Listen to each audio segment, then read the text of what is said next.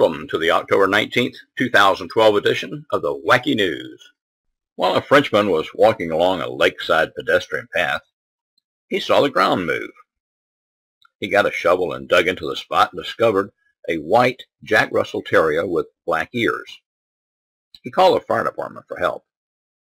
The firefighters rushed the dog to a vet who nursed the little fellow back to health. It seems someone had poisoned him and buried him alive. Officials said the terrier was flat as a pancake when he was dug up from his grave. The vet, Philip Michon, said when the fireman brought the dog to his office, he was completely cold and barely breathing. He used hot water bottles to warm the dog and said by being so cold, his veins had collapsed and it was hard to find one to hydrate him. But within 24 hours, the dog was back on his feet. Michon said, "It's extraordinary. We only see this in TV movies. He came back to life and without a scratch. It's rather miraculous." The pooch was identified as being named Ethan through a microchip that also showed all this happened to him on his 3rd birthday. His owner says he had given the dog away, but police are investigating. You have to say, that was one lucky dog.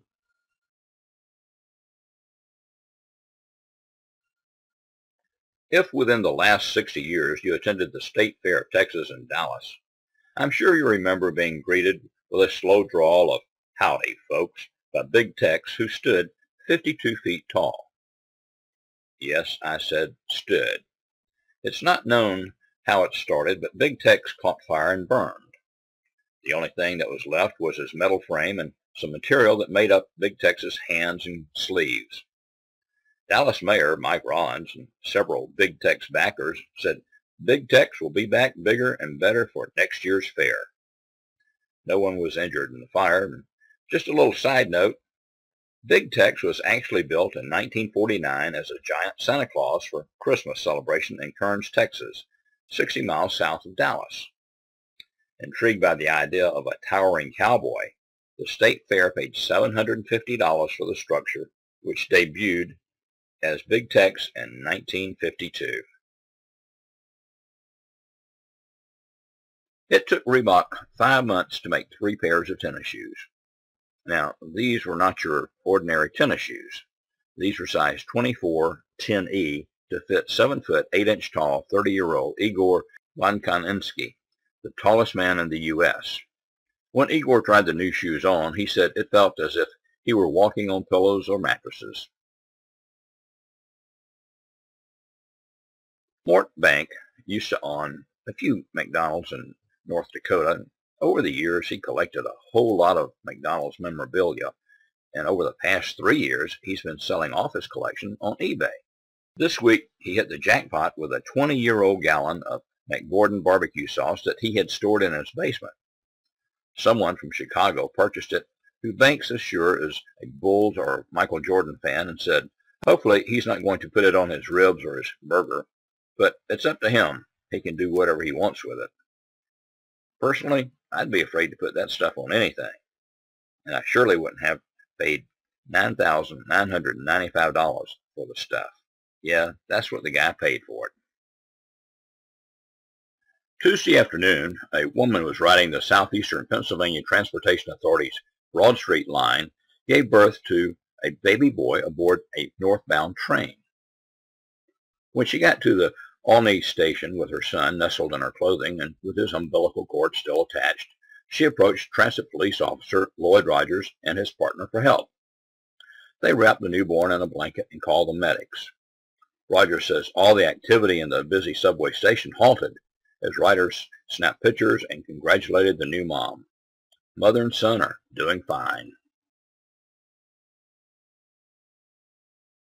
Jackson is a 4th grade student in Shenandoah, Iowa, and had been giving another student several raspberries during the day. His teacher asked him if he would like it if someone did that to him. According to Jackson, the teacher then gathered his classmates around him and told them that they could spit on him. Jason said some of them spit on his head and shoulders. Jason's mother found out about the incident from another teacher at the school. She complained to school officials, and Jackson confirmed that it did happen indeed. His teacher has been suspended. Now, here's a new way to paper train your dog. Long-haul trucker Nebu Brook of Oakland, California, was in Lincoln, Nebraska, and stopped at a fast food restaurant for lunch. He couldn't take his 9-week-old terrier pup into the restaurant, and he didn't want to leave him in the truck. So he put coins in one of those honor system newspaper boxes and put the pup in there. Another fellow saw this, went to the paper box, inserted coins, retrieved the terrier, and called the authorities. Brook was cited with animal neglect, but was allowed to keep his dog. 86-year-old Beverly Blewett of Newfane, New York, was out raking leaves in her backyard when the ground along the edge of a creek gave way. This caused her to fall into a 100-foot deep ravine. But at about 30 feet into the fall, she was able to grab hold of a tree. This 86-year-old has to be in pretty good shape. She held on to that tree for about an hour before a neighbor heard her crying out for help and called emergency services. Police officers, they lowered a rope to Beverly, and with the use of a stretcher, firefighters were able to take her out of the ravine. Beverly was treated at the local hospital for bruises and scratches. The naked human body has been admired throughout history. Well, at least the female nude body has. There have been statues carved, paintings created, photos taken of both sexes in the nude. In Vienna, Austria, displays of the flesh is not uncommon. But when posters of nude men went up around town advertising the opening of the Leopold Museum's show titled Nude Men from 1800 to Today, they received a lot of complaints and have since added red tape across the nude men's private parts. The museum was clearly surprised by the complaints, but said that most of them came from outlying districts heavily populated by new immigrants from Muslim countries. Museum Director Tobias Natter says the flap serves to point out that nobody gets offended by naked women, but with naked men, yes. A Seattle woman, Nicole Hakimian, was kicked off a Metro Transit bus by the driver because the smell of her baby's stinky diaper was too much for everyone else on the bus. Nicole's son had a case of diarrhea, and she was taking him to the clinic for treatment. Once off the bus, she found a place to change his diaper and boarded another bus. She complained to the Metro Transit, who said they're investigating the incident. Metro spokesman Jeff Switzer says, Metro's goal is to balance rider comfort and good customer service, and this may be a unique situation. A 46-year-old Ukrainian man, Anatoly Baranovich, was on the Boston to Salt Lake City Delta Airlines flight 1215 when he started to sober up from a 50-day drinking spree. As the plane was landing, Baranovich thought the wing was on fire and tried to open the rear exit door. The door jammed and caused an emergency inflatable slide to malfunction, which caused extensive damage to the plane's fuselage. One passenger was able to wrestle him to the floor and hold him there until the plane taxied to the terminal. The plane was met there by police and medical personnel. Baranovich appeared in federal court Wednesday on complaints of damaging and disabling an aircraft and interfering with the flight crew. If convicted, he faces up to 20 years in federal prison for each count. In Carlsbad, New Mexico, 33-year-old Valerie Hernandez moved into her house in March, but claims she didn't like living there because she thought someone was living in the attic and they had bugged her house and was listening in on her conversations. So what she did, she burned the house down. She told police she purchased a can of lighter fluid and left it by the door, but according to investigators, the fire started on a mattress. The police said she asked several times if the person in the attic had died in the fire. No one was in the house and no one was hurt in the fire. Then, in Lexington, Kentucky, 41-year-old LaMonica Hill told police that she set fire to the apartment she and her son were living in while she was sleepwalking and had a dream about grilling. Fire department investigators found evidence that contradicted her story and indicated the fire was intentionally set. She has been charged with first-degree arson and attempted murder.